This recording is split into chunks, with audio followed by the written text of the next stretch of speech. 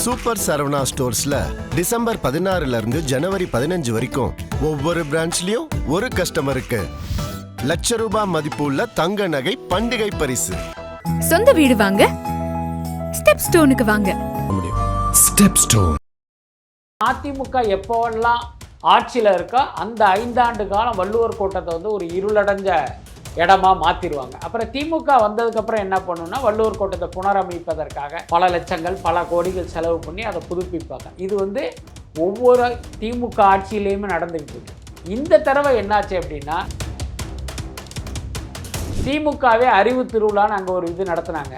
இப்போ பார்த்தீங்கன்னா பராசக்தி படத்தினுடைய இந்த வேர்ல்ட் ஆஃப் பராசக்தின்னு ஒரு கண்காட்சி அங்கே நடக்குது. இதுவும் திமுகவை சார்ந்த தயாரிப்பு நிறுவனத்தினுடைய விழா அப்படிங்கிறதுனால இதையெல்லாம் மனசில் வச்சு தான் அந்த வார்த்தையை பயன்படுத்தியிருப்பாருங்க. ஒரு நடிகனின் பின்னால் திரள்கிற கூட்டத்துக்கும் ஒரு அரசியல் கட்சி தலைவனின் பின்னால் திரள்கிற கூட்டத்துக்கும் பெரிய வித்தியாசம் இல்லை. 2 பேருமே மூளை மழுங்கிய கூட்டம் தான். என்ன காரணம் அப்படின்னா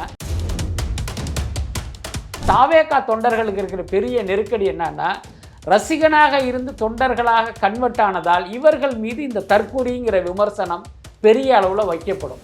அதற்கு பதிலடி என்னன்னா உங்களுடைய வார்த்தைகள் இல்லை செயல்பாடு. விஜய் அவர்கள் கூட பரந்தூர் போயிட்டு அங்க இருக்க மக்களுக்கு ஆதரவு கொடுத்திருந்தாரு. இந்த அங்க ஒரு வாட்டி பேசினாரு, அதுக்கப்புறம் இந்த அரசியலை கைவிட்டுட்டாரா சார்? அதாவது டெம்ப்ளேட்டுக்காக பண்றாரான்ற விமர்சனம் வருது. கமல்ஹாசன் அரசியலுக்கு வரப்போறப்போ அல்லது வந்த பிறகுன்னு நினைக்கிறேன் கொசஸ்தலை ஆற்றுல வந்து கழிவு நீர் கலக்குது அப்படின்ட்டு அங்கேருந்து கிளம்பி அந்த மணலி 800 பக்கம் போய் ஒரு மினி ஷூட்டிங்கே நடத்திட்டு வந்தார். அதுக்கப்புறம் இந்த நிமிஷம் வரைக்கும் கொசஸ்தலை ஆறு பற்றி கமலஹாசன் பேசவே இல்லை. வட சென்னையில் அப்படி ஒரு ஆறு ஓடுறதே அவர் மறந்துருப்பாருன்னு நினைக்கிறேன்.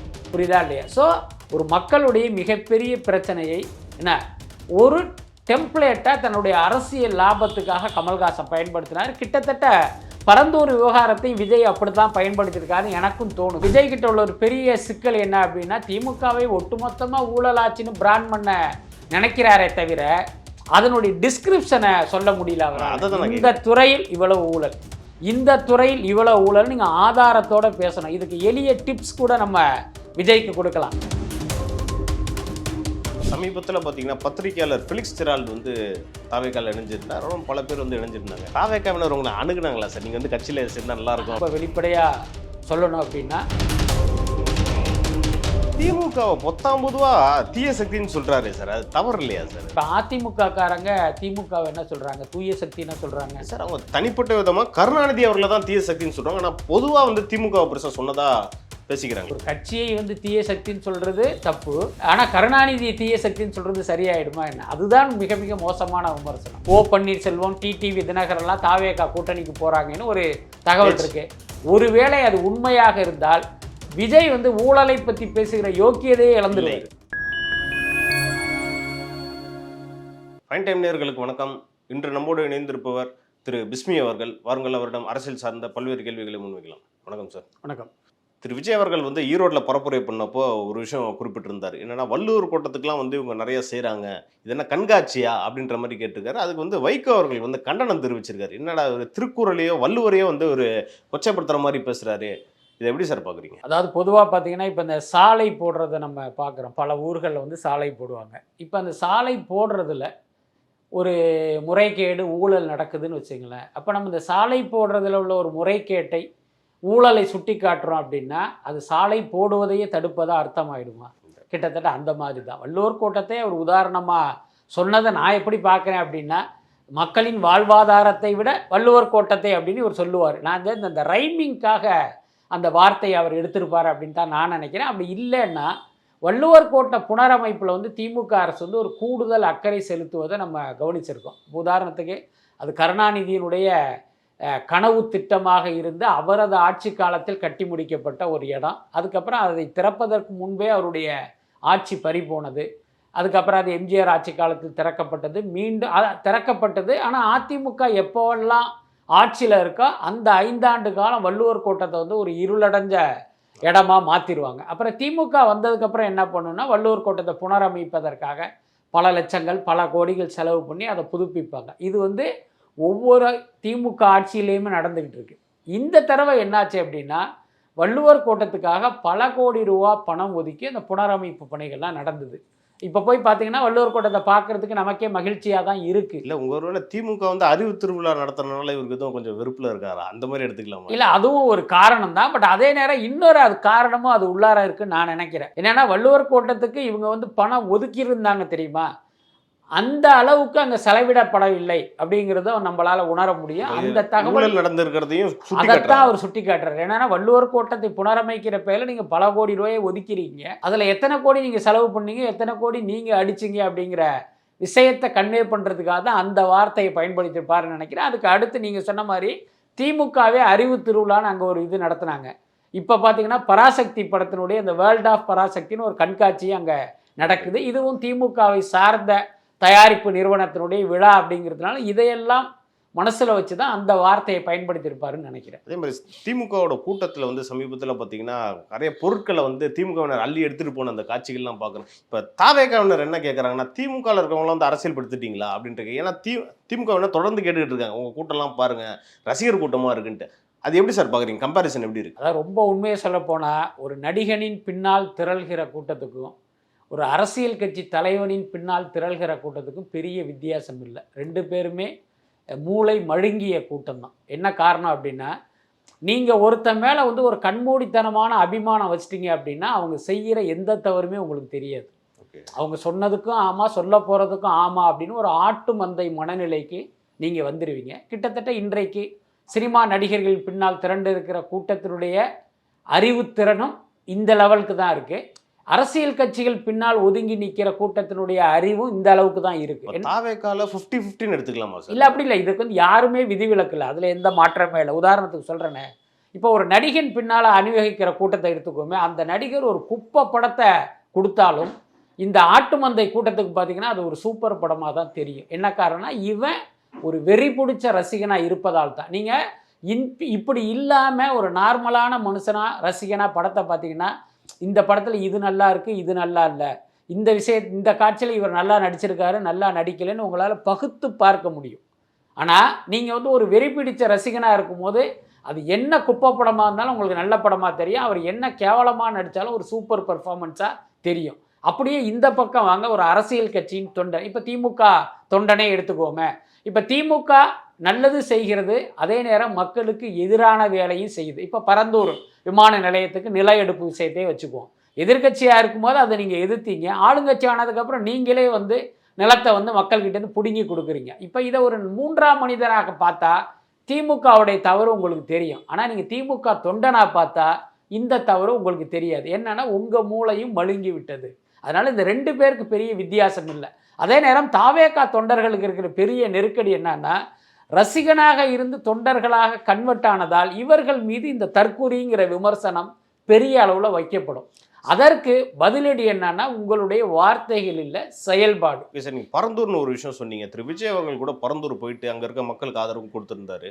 இந்த அங்கே ஒரு வாட்டி பேசினாரு, அதுக்கப்புறம் இந்த அரசியலை கைவிட்டுட்டாரா சார்? அதாவது டெம்ப்ளேட்டுக்காக பண்ணுறாரான்ற விமர்சனம் வருது. ஆமாம், அந்த கேள்வி வந்து எனக்கே கூட இருக்குது. இதற்கு ஒரு எளிய உதாரணத்தோடு சொல்லணும் அப்படின்னா, கமல்ஹாசன் அரசியலுக்கு வரப்போகிறப்போ அல்லது வந்த பிறகுன்னு நினைக்கிறேன், கொசஸ்தலை ஆற்றுல வந்து கழிவு நீர் கலக்குது அப்படின்ட்டு அங்கேருந்து கிளம்பி அந்த மணலி எண்ணூர் பக்கம் போய் ஒரு மினி ஷூட்டிங்கே நடத்திட்டு வந்தார். அப்படி காதில் ஒரு ப்ளூடூத் டிவைஸு, ஒரு மைக்கு, ஒரு 10 கேமரா, அங்கங்கே ஒரு க்ளோஸ்அப்புக்கு ஒரு கேமரா, லாங் ஷாட்டுக்கு ஒரு கேமரான்ட்டு ஒரு படப்பிடிப்பே நடத்தி அந்த ஆற்றுல வந்து கழிவு நீர் கலக்குது, இந்த மக்களுடைய வாழ்வாதாரம்லாம் போகுதுன்னு பயங்கரமாக சவுண்டு விட்டார். அதுக்கப்புறம் இந்த நிமிஷம் வரைக்கும் கொசஸ்தலை யாரை பற்றி கமலஹாசன் பேசவே இல்லை. வட சென்னையில் அப்படி ஒரு ஆறு ஓடுறதே அவர் மறந்துருப்பாருன்னு நினைக்கிறேன்.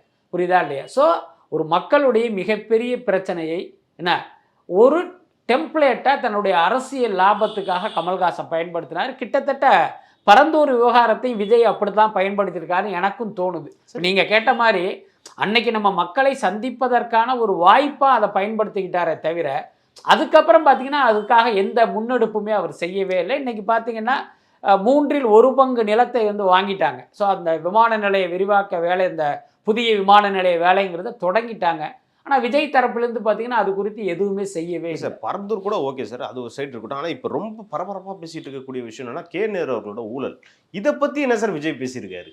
அந்த கேள்வியும் வருது சார். இப்ப சமகால அரசியல் அது ஒரு பரபரப்பா பேசி இல்ல அதுதான் விஜய் கிட்ட உள்ள ஒரு பெரிய சிக்கல் என்ன அப்படின்னா, திமுகவை ஒட்டுமொத்தமா ஊழலாச்சுன்னு பிராண்ட் பண்ண நினைக்கிறாரே தவிர அதனுடைய டிஸ்கிரிப்ஷனை சொல்ல முடியல அதான் அவரால். நான் இந்த துறையில் இவ்வளவு ஊழல், இந்த துறையில் இவ்வளவு ஊழல், நீங்க ஆதாரத்தோட பேசணும். இதுக்கு எளிய டிப்ஸ் கூட நம்ம விஜய்க்கு கொடுக்கலாம். எங்கெங்க ஊழல் நடக்குதுங்கிறது உங்களுக்கு தெரியாவிட்டாலும், உங்களுடைய சகாக்களுக்கு தெரியாவிட்டாலும், இங்க அறப்போர் இயக்கம்னு ஒரு தன்னார்வ அமைப்பு ஒன்று இருக்கு. அவங்க பார்த்தீங்கன்னா பல்வேறு ஊழல்களை தனி மனிதனாக அம்பலப்படுத்திக்கிட்டு இருக்காங்க. நீங்கள் அவங்களோட ஒரு தொடர்பு வச்சுருந்தா அவங்களே பல்வேறு ஆதாரங்களை உங்கள்கிட்ட திரட்டி கொடுப்பாங்க. அதை வந்து நீங்கள் மக்கள்கிட்ட கொண்டு போகணும். நான் திமுகவில் வந்து இத்தனை 1000 கோடி ஊழல் நடந்திருக்கு, இந்த டிபார்ட்மெண்ட்டில் கேஎன் நேரு இவ்வளவு பண்ணியிருக்காரு, அந்த டிபார்ட்மெண்ட்டில் ஏவாவேலு இவ்வளவு பண்ணியிருக்காரு, செந்தில் பாலாஜி இவ்வளவு பண்ணியிருக்காரு, நீங்கள் ஆதாரத்தோட தூக்கி போடும்போது தான் மக்கள்கிட்ட உங்களுக்கு கூடுதல் வரவேற்பு கிடைக்கும். அடடா இவர் என்னடா இவ்வளோ விவரமான ஆளாக இருக்கார். இன்னைக்கு பாருங்க, திருமாவளவன் போன்றவர்கள் விஜய் என்ன சொல்கிறாங்கன்னா, விஜய் என்ன பேசினாலும் அவர் யாரோ சொல்லி கொடுத்து பேசுறாரு, பாஜக பின்னாடி யாரோ எழுதி கொடுத்ததை பேசுறாரு. இன்னைக்கு கூட நியூஸ் பார்த்தேன், விஜய் தன்னுடைய சொந்த கருத்துக்களை பேசுவது நல்லது, திருமாவளவன் தாக்கு. அப்ப விஜய் என்ன பேசினாலுமே அது அவருடைய கருத்துல எவனோ ஒருத்த மண்டபத்தில் உட்காந்து எழுதி கொடுக்குறாங்கிற மாதிரி பிராண்ட் பண்றது இருக்குல்ல. அப்ப விஜய்க்கே அறிவு இல்லைங்கிற ஒரு டோனை அவங்க கொண்டு வர ட்ரை பண்றாங்கல்ல. அப்ப இந்த மாதிரி விமர்சனங்களையும் நீங்க அடிச்சு காலி பண்ணணும் அப்படின்னா நீங்க இந்த மாதிரி புள்ளி விவரங்களோட பேசணும்.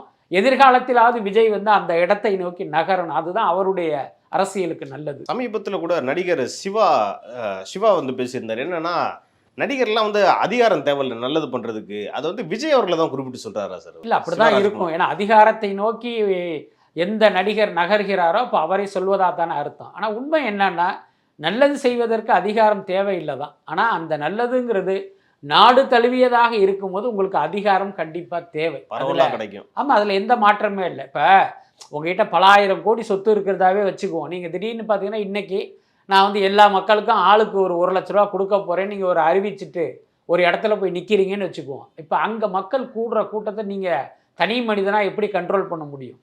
புரியுதா இல்லை? இதே அரசாக இருக்கும் பட்சம் அதை முறைப்படி செய்ய முடியும். புரியுதா இல்லையா? அதே இது நீங்கள் வந்து இதே மாதிரி நான் மக்களுக்கு பணத்தை அள்ளி கொடுக்குறேன்னு சொல்லி அங்கே ஒரு மக்கள் கூட்டம் கூடி அதில் ஒரு நெரிசல் ஏற்பட்டு ஒருத்தர் 2 பேரோ இறந்துட்டாங்கன்னு வச்சுக்கோங்க, உங்களை தான் தூக்கி உள்ளே வச்சு சுலுக்கெடுப்பாங்க. ஸோ இந்த மாதிரி பார்த்தீங்கன்னா ஒரு தனிநபராக நல்லது செய்கிறதுக்குன்னு ஒரு லிமிட்டு தான் இருக்குது. நீங்கள் வந்து ஒரு மிகப்பெரிய அளவில் பண்ணணும் அப்படின்னா அதிகாரங்கிறது ரொம்ப ரொம்ப முக்கியம். சமீபத்தில் பார்த்தீங்கன்னா பத்திரிகையாளர் ஃபெலிக்ஸ் ஜெரால்டு வந்து தாவேக்கால இணைஞ்சிருந்தார். பல பேர் வந்து இணைஞ்சிருந்தாங்க. நீங்கள் எதுவும் இணைய வாய்ப்பு இருக்கா சார்? இல்லை, நான் எந்த காலத்திலும் அரசியலுக்கு வரமாட்டேன். ரொம்ப வெளிப்படையாக சொல்லணும் அப்படின்னா என்னுடைய இதில் பார்த்திங்கன்னா எத்தனையோ முறை வந்து வாக்கு செலுத்தியிருக்கேன். நான் இதுவரை எந்த அரசியல் கட்சிக்குமே வாக்கு செலுத்தியதில்லை. அதில் நான் ரொம்ப உறுதியாக இருக்கேன். தாவேக்காவினர் உங்களை அணுகுனாங்களா சார்? நீங்கள் வந்து கட்சியில் சேர்ந்தா நல்லா இருக்கும்? அதெல்லாம் ரொம்ப தவறான விஷயம். இன்னொன்று, எனது நேர்காணல்களை தொடர்ந்து பார்ப்பவர்களுக்கு தெரியும், நான் வந்து தாவேக்கா ஆதரவாளர் இல்லை. நான் ஒரு பத்திரிகையாளர். விஜய் நல்லது செஞ்சால் நான் பாராட்டுவேன், விஜய் தவறு செய்தால் நான் சுட்டி காட்டுவேன்.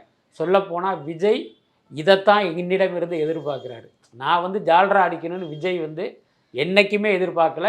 நாங்கள் ஒவ்வொரு முறை சந்திக்கும் போது விஜய் என்ன தெரியுமா சொல்லுவார், நீங்கள் என்னை விமர்சனம் பண்ணுங்க, என்னை நீங்கள் திட்டுங்க, ஏன்னா உங்கள் விமர்சனம் பல விஷயத்தை நான் கேரி பண்ணியிருக்கேன்னு தான் ஒவ்வொரு முறையுமே சொல்லுவார். அதனால் நான் ஜால்ரா அடிக்க நானே நினைத்தாலும் அதை விஜய் கண்டிப்பாக விரும்ப மாட்டார். விமர்சனத்தை வந்து விஜய் விரும்புகிறாரா சார்? அதில் எந்த மாற்றமே இல்லை. இதை நான் சொல்கிறது எனக்கு ஒரு தற்பெருமை மாதிரி மற்றவர்களுக்கு தெரியும். அதை என்னிடமும் சொல்லியிருக்காரு, மற்றவர்களிடமும் சொல்லியிருக்காரு, அவரோடு இருப்பவர்களும் என்கிட்ட சொல்லியிருக்காங்க. சார், விஜய் சார் வந்து நீங்கள் பேசுகிற ஒவ்வொரு விஷயத்தையும் அவர் எடுத்துக்குவார், பல விஷயங்களை அவர் நீங்கள் சொல்கிறத அவர் கேரி பண்ணியிருக்காருன்னு என்கிட்ட சொல்லியிருக்காங்க.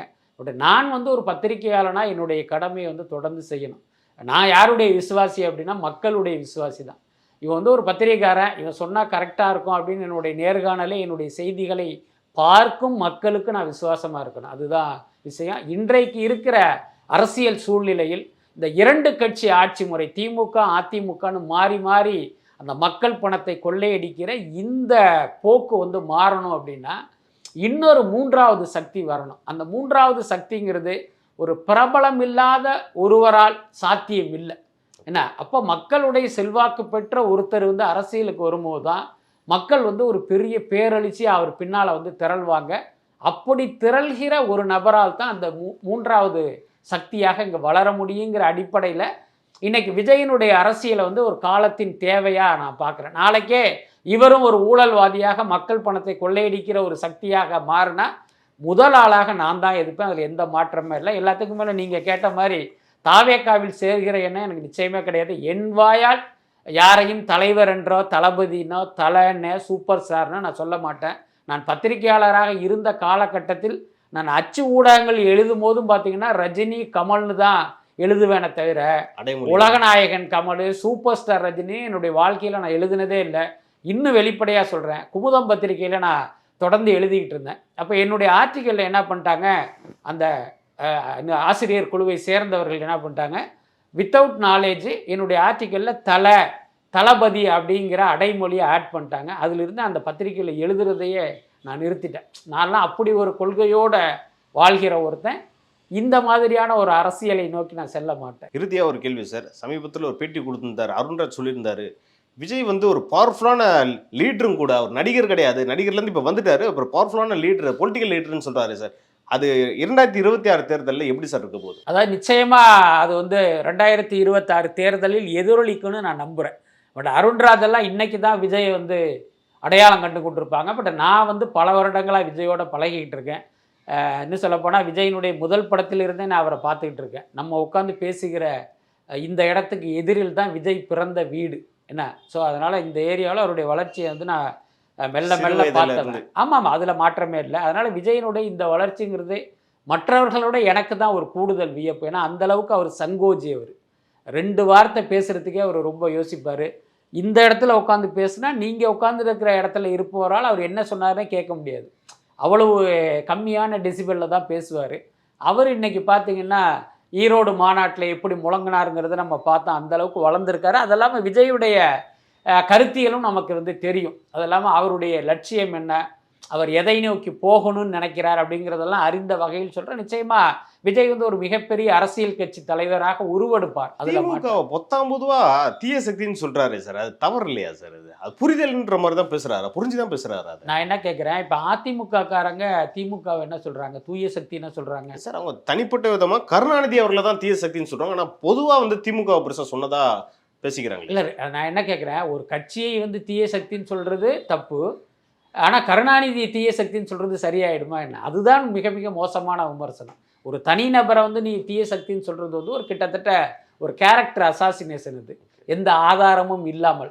ஆனால் ஒரு இயக்கத்தை தீய சக்தின்னு சொல்கிறது பார்த்திங்கன்னா ஒரு அரசியல் ரீதியான ஒரு விமர்சனம் தான். அதுக்கு நீங்கள் வந்து ஒரு பதிலடி கொடுங்க. இல்லை, திமுக தீய சக்தி கிடையாது, இது ஒரு பெரிய மக்கள் சக்தின்னு நீங்கள் வந்து அதை டிஃபைன் பண்ணணும். அதுதானே சரியாக இருக்கும். நாளைக்கு திமுகலேருந்து யாராவது தாவேக்காக வரதா இருந்தால் யாரும் சேர்த்துக்க மாட்டாரா சார் தீய சக்தின்னு சொன்னதுனால? அந்த விமர்சனம் அப்படியெல்லாம் சொல்ல முடியாது. நீங்கள் பாருங்கள், ஊழலை ஒழிப்போன்னு சொன்ன விஜய் இன்றைக்கி செங்கோட்டையனை வந்து அந்த கட்சியில் சேர்த்துருக்காரு. அதுக்கப்புறம் பார்த்தீங்கன்னா நாங்கள் பிளவுவாத சக்திகளுக்கு எதிரான கட்சி தொடங்கியிருக்கோம் அப்படின்னு சொன்ன விஜய் பாஜகவில் இருந்த நிர்மல்குமாரை சேர்த்துருக்காரு. அதுக்கப்புறம் பார்த்தீங்கன்னா ஆதவ் அர்ஜுனாங்கிற ஒருவர், அவர் இது வரைக்கும் ஒரு பெரிய இதாக இல்லைனாலும் அவர் லாட்டரி மார்ட்டினுடைய மருமகன். லாட்டரி தொழிலுங்கிறது மக்களுடைய ரத்தத்தை உறிஞ்சுகிற ஒரு தொழில். மக்களுடைய பல பேர் தற்கொலைக்கு காரணமானது லாட்டரி தொழில். அதில் கோடி கோடியாக சம்பாதிச்ச ஒருத்தருடைய மருமகனை, இன்னும் சொல்லப்போனால் அந்த பணத்தை அனுபவிப்பது தான் ஆதவ் அர்ஜுனா. அவரையே தன்னுடைய கட்சியிலையெல்லாம் சேர்த்துட்டு இருக்க. இந்த மாதிரி விஜயிட நிறைய முரண்பாடு இருக்குது. அதில் எந்த மாற்றம் இல்லை. இப்போ கூட பாருங்கள், ஓ பன்னீர்செல்வம், டிடிவி தினகரெல்லாம் தாவேகா கூட்டணிக்கு போகிறாங்கன்னு ஒரு தகவல் இருக்குது. ஒருவேளை அது உண்மையாக இருந்தால் விஜய் வந்து ஊழலை பற்றி பேசுகிற யோக்கியதையே இழந்துடுவார் இல்லையா? ஏன்னா ஊழலில் திளைத்த பணத்தில் தான் அந்த சசிகலா குடும்பமே இன்னைக்கு வாழ்ந்துக்கிட்டு இருக்கு. அந்த கட்சியையும் அதுக்கு அந்த பணத்தை காப்பாற்றுவதற்காக தான் பாஜகவுடைய அடிவரடியாக டிடிவி வந்து வாழ்ந்துக்கிட்டு இருக்காரு. இப்போ அவரை நீங்கள் பக்கத்தில் வச்சுக்கிட்டு எப்படி ஊழலை ஒழிப்போன்னு பேச முடியும்? ஓ பன்னீர்செல்வம் துணை முதலமைச்சராக இருந்த காலத்துல எல்லாம் பல ஆயிரம் கோடி ரூபா சம்பாதிச்சு இன்னைக்கு பல்வேறு கட்டுமான நிறுவனங்களில் அவர் முதலீடு பண்ணியிருக்காருன்னு செய்திகள் வந்துக்கிட்டு இருக்கு. இன்றைக்கி அவர் பார்த்தீங்கன்னா பல ஆயிரம் கோடிக்கு அதிபதி. அவர் தேனியில் டீ கடை வச்ச ஓ பன்னீர்செல்வம் எப்படி பல ஆயிரம் கோடிக்கு அதிபதியாக இருக்க முடியும்? கண்டிப்பாக மக்கள் பணத்தை கொள்ளையடிச்சது தான். அப்போ அவரை நீங்கள் இந்த பக்கம் நிறுத்திட்டு நீங்கள் எப்படி ஊழலுக்கு எதிராக பேச முடியும்? திமுகவை எப்படி தீய சக்தின்னு சொல்ல முடியும்? அதனால் இவர்கள் ஒருவர் மீது விமர்சனம் வைப்பதற்கு முன்பு நாம் எப்படி இருக்கோம் அப்படிங்கிறதையும் நம்ம ஒருத்தரை கவனத்தில் எடுப்போம். மாவட்ட செயலாளர் கூட இப்போ சமீபத்தில் பாலியல் குற்றச்சாட்டில் வந்து ஈடுபட்டிருந்தார். இவங்க மாற்று சக்தின்னு சொல்கிறாங்க. கடைசியில் இவங்க கட்சியிலே இந்த மாதிரி ஆட்கள் இருக்கிற போது தான் இந்த விமர்சனம்லாம் வருது சார். அதாவது ஒரு தனிநபர் செய்கிற கேவலமான நடத்தைகளுக்கு வந்து கட்சி பொறுப்பு இல்லை. புரியுதா இல்லையா? தாவேகா மாவட்ட செயலாளர் ஒரு பெண்ணிடம் அத்துமீறினார் அப்படிங்கிறது ஒரு கேவலமான, கண்டிக்கத்தக்க, தண்டிக்கப்பட வேண்டிய விஷயம்தான், மாற்று கருத்தே கிடையாது. ஆனால் அதை வச்சு ஒட்டுமொத்த தாவேகாவையும் விஜயையும் வந்து நீங்கள் குற்றவாளி கூண்டில் நிறுத்த முடியாது. ஒரு பேச்சுக்கு சொல்கிறேன், அமைச்சர் பெரிய கருப்பன் குறித்து வந்து ஒரு வீடியோ வந்து கூகுளில் இருக்குது. நீங்கள் வந்து பல காலங்களில் வந்து அது வைரலாகிட்டு இருக்கிறத பார்க்கலாம். இப்போ இதை வச்சு நம்ம திமுகவை விமர்சனம் பண்ணலாமா? திமுக வந்து பார்த்திங்கன்னா ஒரு பாலியல் கட்சி அப்படின்னு சொல்லிட முடியுமா? அப்படி சொன்னால் முதல்வர் ஸ்டாலின் ஒத்துக்குவாரா? கண்டிப்பாக மாட்டார். என்னென்னா ஒரு தனிநபர் செய்கிற ஒரு கேவலமான விஷயங்கிறது அது கட்சிக்கு பொருந்தாதது. ஆனால் என்னன்னா அவர் யோக்கியமான கட்சியாக இருக்கும் வச்சு அந்த நபரை அந்த பொறுப்பில் இருந்து நீக்கணும். இப்போ நீங்கள் பாருங்கள், தாவேகா மாவட்ட செயலாளர் இப்படி ஒரு கேவலமான விஷயம் பண்ணார், அடுத்த நிமிஷம் அந்த கட்சியிலிருந்து நீக்கப்பட்டார். ஆனால் பெரிய கருப்பனுக்கு இவங்க மீண்டும் அமைச்சர் பதவி கொடுத்து தான் அழகு பார்த்துக்கிட்டு நீக்கினாங்கன்னு சொல்றீங்க. யார் சார் நீக்கினாது? அவரு யாருன்னா கட்சியினுடைய பொதுச் செயலாளர் நீக்கியிருக்காரு. அப்படி எதுவும் அறிக்கை எதுவும் வந்து? கண்டிப்பாக வந்தது. அதில் என்ன மாற்றம்? நீக்கியிருக்காருங்கிறது செய்தி வந்தது. அது உண்மையாக இருக்கும் பட்சம் அது ஒரு சரியான விஷயம் தானே. ஏன்னா வந்து பொதுவாக பார்த்தீங்கன்னா திமுக அதிமுகவில் வந்து பொதுச்செயலர் வந்து ஒரு அறிக்கை விடுவாங்க கட்சியில் வந்து. ஏன்னா இந்த மாதிரி அறிக்கை எதுவுமே வரலங்கிறாங்களே சார். அதாவது இங்கே தாவேகாவில் என்ன சிக்கல் அப்படின்னா, ஏகப்பட்ட பொதுச் செயலாளர் இருக்காங்க. புஷி ஆனந்த் மட்டும் பொதுச் செயலாளர் இல்லை, ஆதவர்ஜனாவும் பொதுச் செயலாளர் தான், அருண்ராஜும் பொதுச் செயலாளர் தான். அதனால யாரோ ஒருத்தர், எனக்கு தெரிஞ்ச அருண்ராஜ் விட்டதாக தான் நான் படித்தேன். ஏன்னா அப்படி இல்லை அப்படின்னா இனிமேலாவது அவர் கட்சியை விட்டு அவங்க நீக்கணும்னு சொல்ல வர்றேன். சார், நடப்பு அரசியல் பற்றி நம்ம இன்னைக்கு நிறைய பேசணும் சார். இது குறித்து அடுத்தடுத்த நிகழ்ச்சிகள் இன்னும் நம்ம டீட்டெயிலாக பேசலாம் சார். நன்றி. நன்றி.